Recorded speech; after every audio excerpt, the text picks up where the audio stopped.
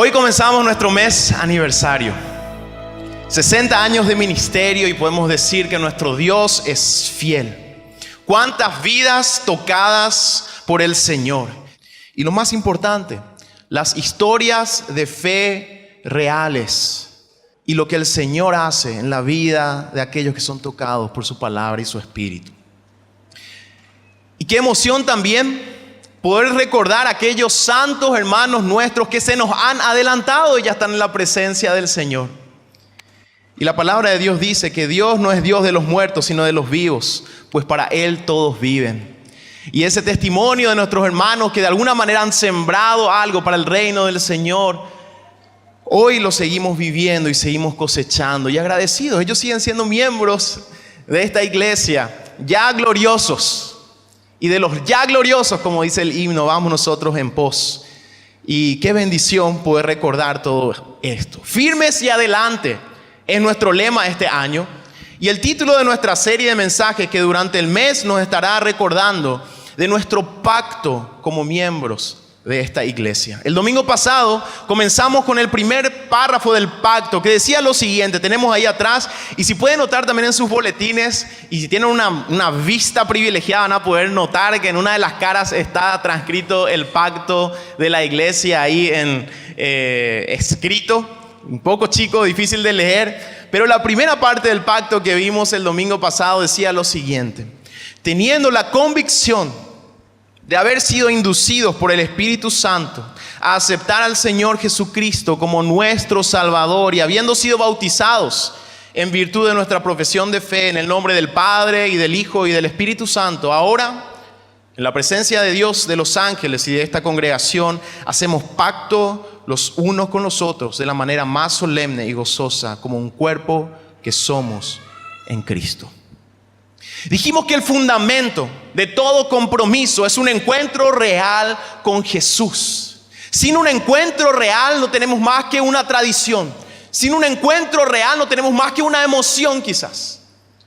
Pero si hemos sido encontrados por el Señor, entonces podemos estar seguros de que Él también nos ha comprometido con su cuerpo, que es la iglesia. ¿Y cómo no comprometernos con el Dios que tomó la iniciativa en encontrarnos?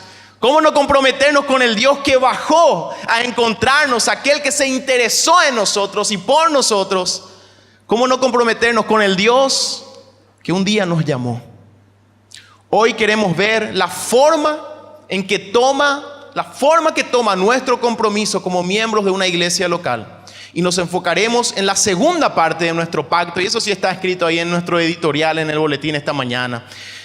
La segunda parte de nuestro pacto dice lo siguiente: prometemos, auxiliados por el Espíritu Santo, andar juntos en amor cristiano, procurando el adelanto de esta iglesia en conocimiento, santidad y bienestar, promover su prosperidad y su espiritualidad, sostener su culto, ordenanzas, disciplina y doctrinas, contribuir fija y gustosamente para el mantenimiento del ministerio, los gastos de la iglesia, el alivio de los pobres y la promulgación del evangelio en todas las naciones. Cuando esta iglesia fue fundada, se hizo sobre este pacto. Y esta parte del pacto, este compromiso, tiene que ver con el reino de Dios. Hablamos siempre de la expansión del reino y de la gran comisión. Obviamente esto es vital, pero hay un compromiso hacia adentro con el reino que también es importante. Y el título del mensaje en esta mañana es ese: nuestro compromiso hacia adentro con el reino. Hoy quiero reflexionar sobre un versículo maravilloso como base, para posteriormente ver lo que dice la palabra sobre nuestro compromiso hacia adentro, el cual es mencionado en esta parte del pacto que hemos leído. Y quiero leer con ustedes Lucas capítulo 12, versículo 32, un versículo maravilloso. Decía el Señor a sus discípulos: no temáis, manada pequeña, porque a vuestro Padre le ha placido daros el reino. Maravillosas palabras. Esta semana leí un artículo que tenía el siguiente título. El artículo era una pregunta y la pregunta decía, el título del artículo: ¿cambiarías la vida eterna por un Ferrari? Era el título del artículo. ¿Cambiarías la vida eterna por un Ferrari? Y el escritor escribía en el contexto de los peligros de un mensaje de prosperidad fuera de la Biblia. Y hacía la pregunta, ¿cambiarías la vida eterna por un Ferrari? Y la pregunta en sí me hace pensar, si te ofrecen un Ferrari, quizás hay aquí muchos fanáticos de los autos, si te ofrecen un Ferrari, o tal vez una mansión, o un sueldo de 6 o 7 ceros, y te ofrecen diciendo que lo único que tenés que sacrificar es tu fidelidad para con el reino de Dios. Y te dicen, ni siquiera hace falta que dejes tu fe. No hace falta que te vayas a la iglesia, puedes irte cuando querés. Pero tu esfuerzo, tus dones, tu corazón no pueden estar en ese reino. Puedes mantener tu fe como te guste. Pero para recibir todo esto, el Ferrari, la mansión, un sueldo de 7 ceros, tenés que comprometer solamente tu fidelidad para con el reino. Te pregunto, mi hermano, mi hermana, ¿qué responderías? Puedes mantener tu fe, puedes irte a la iglesia cuando quieras, pero el reino de Dios no tiene que estar en el centro de tu vida y vas a recibir todo esto. Escuché una vez una historia. Dice que Satanás se juntó con sus demonios cuando la iglesia estaba arrancando. Y hicieron un consejo, Satanás y sus demonios. Y dijeron, ¿qué podemos hacer para frenar el crecimiento de la iglesia? Y a uno de sus demonios se les ocurrió decir, vamos a cortar sus suministros para que tengan hambre. Y Satanás dijo, buena idea, vamos a hacer eso, vamos a darle hambre. Y eso ocurrió. Y la iglesia sufrió hambre. Pero cuanto más hambre habría, ellos más se juntaban y oraban fervientemente y se acordaban de aquello que el Señor había dicho. No solo de pan vivirá el hombre, sino de toda palabra que sale de la boca de Dios. Y la iglesia siguió creciendo. Entonces se volvieron a juntar Satanás y sus demonios y dijeron, no funcionó esto. El hambre avivó más en ellos su pasión. Entonces Satanás dijo, tengo una idea. Yo soy el príncipe de este mundo. Todos los gobernantes de este mundo me pertenecen. Entonces voy a mandar que esos gobernantes del mundo persigan y maten a los cristianos. Y entonces rápidamente vamos a acabar con ellos y su mensaje. Y eso hicieron. Y vino la persecución.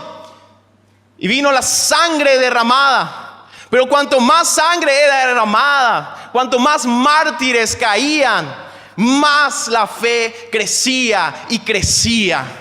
Y entonces se reunieron una tercera vez Satanás y su demonio y dijeron, ¿qué hicimos? Esto fue lo peor que pudimos haber hecho. Le mandamos persecución y muerte y con más razón ellos parecen crecer. Y uno de esos demonios dijo, bueno, ya probamos todo esto, vamos a probar lo siguiente. Una última cosa vamos a probar. Vamos a probar dándoles comodidad, no les vamos más a molestar. Y vamos a probar dándoles riquezas y bienestar, y que estén tranquilos, y que estén apacibles, que nadie les moleste, que puedan multiplicar y vamos a darle prosperidad.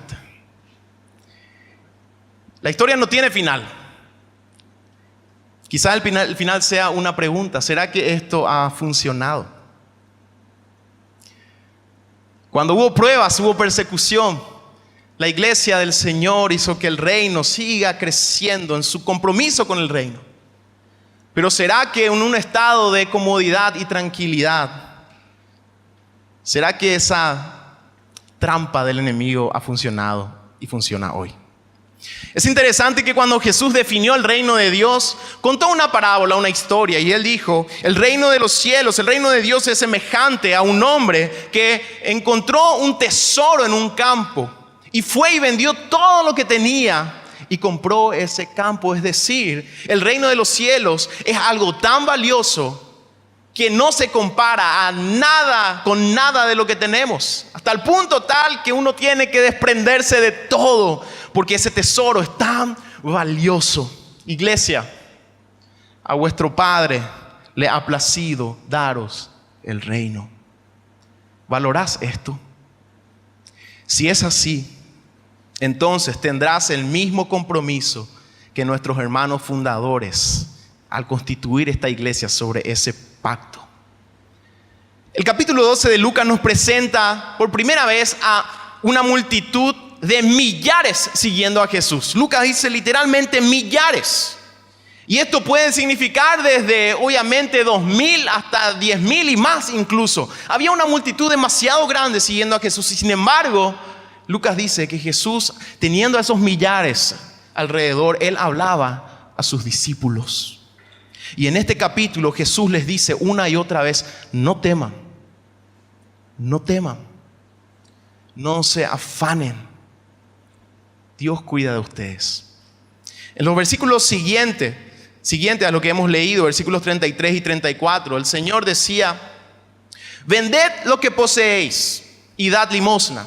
Haceos bolsas que no se envejezcan, tesoro en los cielos que no se agote, donde el ladrón no llega ni polilla destruye, porque donde está vuestro tesoro, allí estará también vuestro corazón.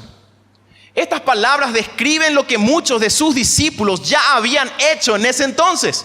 Los discípulos de Cristo habían dejado todo, su casa, sus bienes, para seguir a Jesús. Cuando ellos escucharon de parte de Él el llamado: sígueme, ellos lo dejaron absolutamente todo. Y hay veces que nosotros leemos esto y decimos: qué difícil, ¿cómo yo voy a hacer esto? ¿Cómo voy a vender hoy todo lo que tengo? ¿Cómo voy a dejar a la familia que tengo? Tenemos que entender, hermanos, que este llamado de Jesús estaba en ese contexto principal del ministerio de Jesús en la tierra. Él había pedido a estos discípulos eso porque era necesario para su ministerio. El mismo Lucas, describiendo en Hechos cómo la iglesia había crecido, nos da un panorama diferente, especialmente en las iglesias de origen gentil. Él describe que la iglesia ya no vendía todo. Ya no es que ellos vendían todo lo que tenían o habían dejado todo. Vivían su fe en el lugar en donde estaban. Es decir, este llamado estaba en el contexto de esos primeros discípulos del Señor. Es más, incluso Pablo trabajaba para sostener su ministerio. Él no dependía exclusivamente de las limosnas. ¿Qué quiero decir con todo esto? Quizás no te sea necesario dejar todo para ir a ser un misionero en un campo difícil. Tal vez el Señor te llame a esto, pero no necesariamente. Tenés una familia que Dios te dio. Tenés un trabajo que Dios te dio. Quizás Dios no te pida vender todo lo que tenés hoy. Pero esto no quiere decir que tu compromiso con el reino del Señor debe quedar en segundo plano. Te pregunto, mi hermano, mi hermana, ¿está el reino de Dios primero en tu vida? ¿Está el reino de Dios primero en tu vida? Esta en realidad no es una pregunta muy difícil de contestar. No es muy difícil de contestar. ¿Por qué? Porque si es así, esto se verá en todas las áreas de tu vida.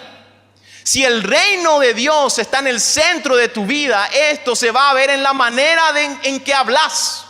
Se va a notar en la manera en que manejas tus relaciones. Si el reino de Dios está en el centro de tu vida. Se va a notar en la manera en que manejas tus finanzas. Si el reino de Dios está en el centro de tu vida. Se va a notar en la manera en que administras tu tiempo. Si el reino de Dios está en el centro de tu vida. Se va a notar en la manera en que gastas tus fuerzas, en la que usas tus dones. Si el reino de Dios está en el centro de tu vida.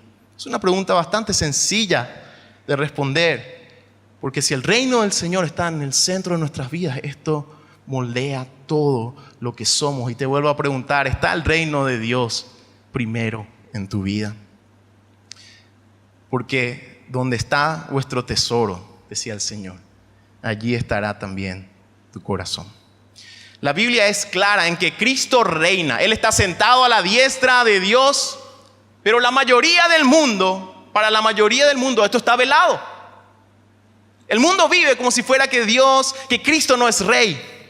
Pero en su iglesia esto sí es claro. Esto quiere decir que al Padre le ha placido darnos a nosotros el reino. Nosotros somos aquellos que hemos sido iluminados para ver quién es el verdadero rey del universo. Aquellos que por su gracia hemos sido llamados a trabajar en este reino. Esto debe despertar nuestro compromiso. Nuestros fundadores entendieron esto. Y sobre este pacto constituyeron la iglesia. El reino que el Señor nos ha dado requiere un compromiso de parte de nosotros. El Señor llamaba a sus discípulos y llama a su iglesia manada pequeña. Esta es la descripción de la iglesia. Y antes que una descripción cuantitativa, esta es una descripción cualitativa.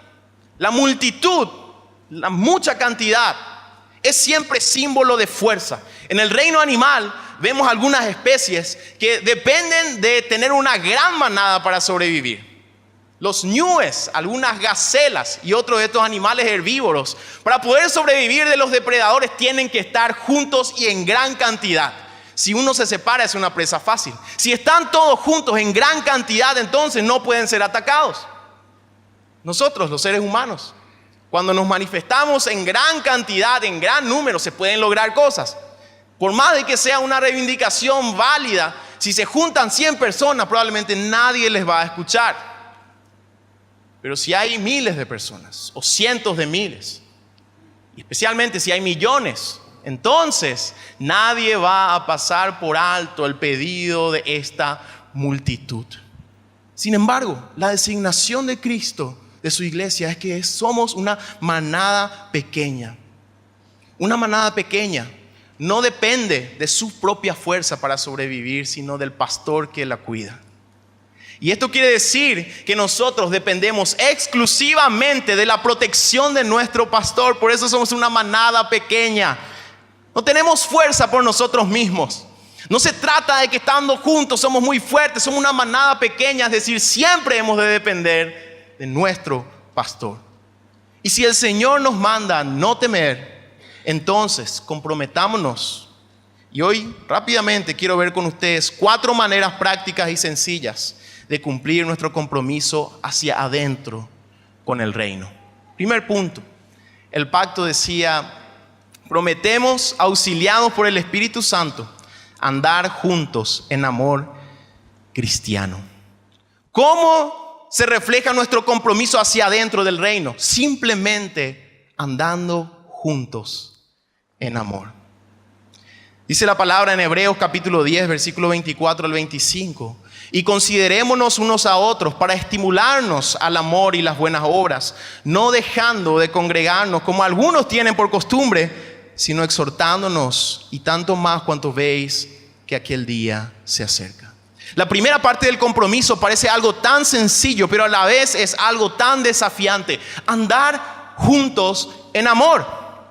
A veces subestimamos el poder que tiene esto, nuestro testimonio, cuando estamos juntos.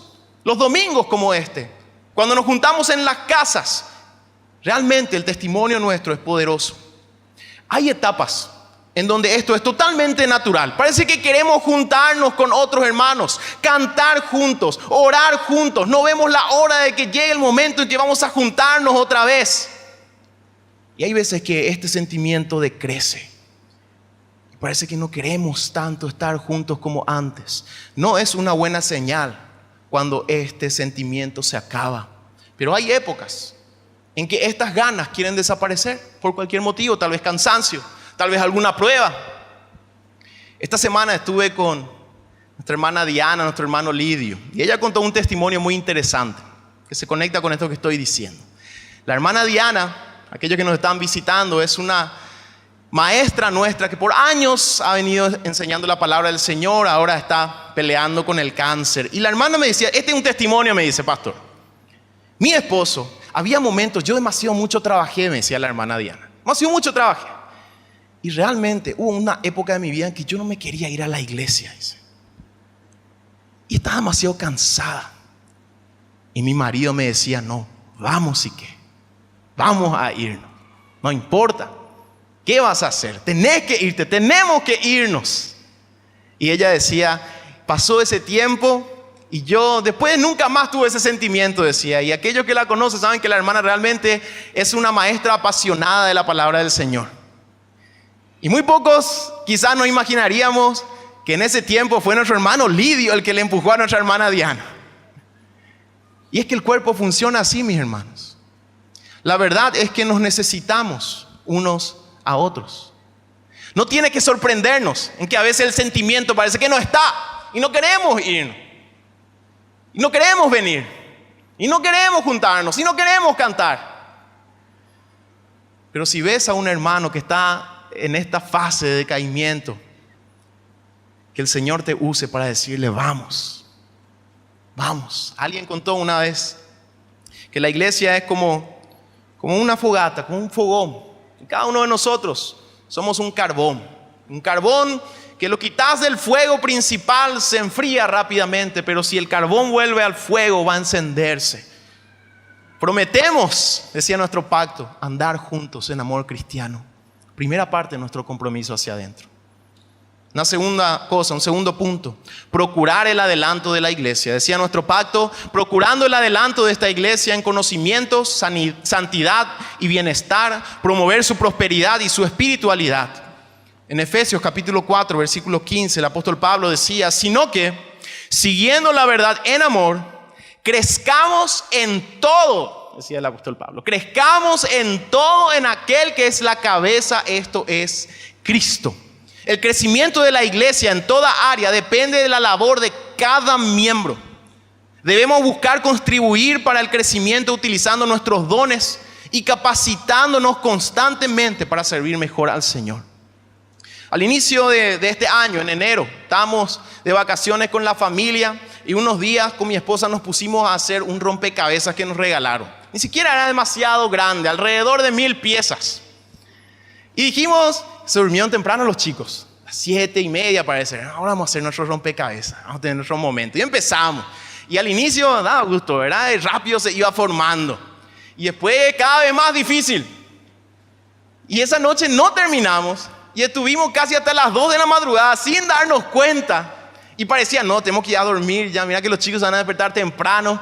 Y no, un poquito más, 3 piezas más y nos quedamos ahí. Y al día siguiente tuvimos que completar el rompecabezas. Demasiado difícil era. Y no van a creer, mis queridos hermanos, que cuando estábamos terminando, se nos perdió una pieza. Aquellos que son perfeccionistas tal vez van a hacer la imagen y ya van a sudar todo, ¿verdad? Estaba casi completo. Ya se entendía obviamente toda la figura, todo eso. Faltaba una pieza. Una pieza. Y después buscamos, revolvimos todo ahí la casa y encontramos la pieza. Y qué gusto cuando estaba completo, ¿verdad? Hermanos, cada miembro del cuerpo es importante. Si los demás hacen su parte, el rompecabezas va a ir armándose. La iglesia va a ir creciendo, se va a ir viendo. Pero si cada uno no usa esos dones y se compromete con el rol que Dios le dio, vamos a ver ya, se va a ver la figura, pero va a faltar una pieza. Por eso el pacto dice, cada miembro va a procurar el adelanto de la iglesia. Cada uno de nosotros, el Señor nos llamó a algo y somos importantes. O si no, va a estar ahí ese agujero y va a faltar el aporte tuyo, el don que el Señor te dio para cumplir. Veamos un tercer punto. El pacto decía sostener el culto, las ordenanzas, la disciplina, la doctrina. Dice 2 Timoteo 1:14. El apóstol Pablo escribía, el anciano ya Pablo escribía a Timoteo, guarda el buen depósito por el Espíritu Santo que mora en nosotros. En estos tiempos de cambios ideológicos y proliferación de doctrinas extrañas, este compromiso es de vital importancia. La palabra de Dios no cambia y sus mandamientos permanecen y nosotros estamos llamados, cada miembro, a guardar este tesoro que nos fue encomendado. Hermanos, nosotros podemos preparar con el equipo y los maestros lindas clases, lindos materiales podemos conseguir, podemos dar hermosos estudios. Pero es compromiso de cada uno buscar crecer en el conocimiento de la palabra, cada uno. Y de esta manera guardar la sana doctrina, el buen tesoro que nos fue encomendado. Y decía el pacto, sostener el culto, las ordenanzas, la disciplina y la doctrina. Y vamos a ver un último punto y estamos terminando con esto. Contribuir para el sostenimiento de la obra. Decía el pacto, contribuir fija y gustosamente para el mantenimiento del ministerio, los gastos de la iglesia, el alivio de los pobres y la promulgación del evangelio en todas las naciones. El apóstol Pablo escribía a la iglesia de Corinto lo siguiente, 2 Corintios 9:8, y poderoso es Dios para hacer que abunde en vosotros toda gracia, a fin de que, teniendo siempre en todas las cosas todo lo suficiente, abundéis para toda buena obra. El Señor nos ha llamado a sostener la obra con aquello que Él nos da, y esto debe ser para nosotros un privilegio. Hermanos, la iglesia no puede ser sostenida por el Estado. El sostenimiento de la iglesia, el Señor lo ha encomendado a la misma iglesia. Nosotros no podemos recibir de otra fuente, a nosotros nos es encomendado. Y nuestros fundadores entendieron esto, y esto es parte de nuestro compromiso, contribuir fija y gustosamente para el mantenimiento del ministerio, los gastos de la iglesia, el alivio de nuestros hermanos más necesitados, y la promulgación del evangelio, el sostenimiento de misioneros y la predicación en nuestro país y más allá. A nosotros se nos ha dado este privilegio. Este es nuestro compromiso. Hermanos, renovemos nuestro compromiso. A nosotros, nuestro Padre, por su gracia, a Él le ha placido darnos el reino. Renovemos nuestro pacto. Andemos juntos en amor. Procuremos el adelanto de la iglesia, es decir, usemos nuestros dones y talentos. Sostengamos el ministerio, afirmándonos nosotros en la palabra, cuidando la sana doctrina, cada uno de nosotros. Y contribuyamos generosamente y gustosamente para que cada ministerio en nuestra iglesia siga en pie. Y en unos años, quizás por la gracia del Señor, estemos celebrando 100 años de ministerio, porque este pacto sigue firme en nosotros y lo vamos pasando a las demás generaciones, a aquellos que se van agregando a la iglesia por la gracia del Señor. Y glorifiquemos a nuestro Dios de esta manera. El que cree en mí, como dice la Escritura, de su interior correrán ríos de agua viva. ¿Cómo no comprometernos teniendo una promesa tan gloriosa? El fundamento de nuestro compromiso, hermanos, es nuestro encuentro personal con Jesús.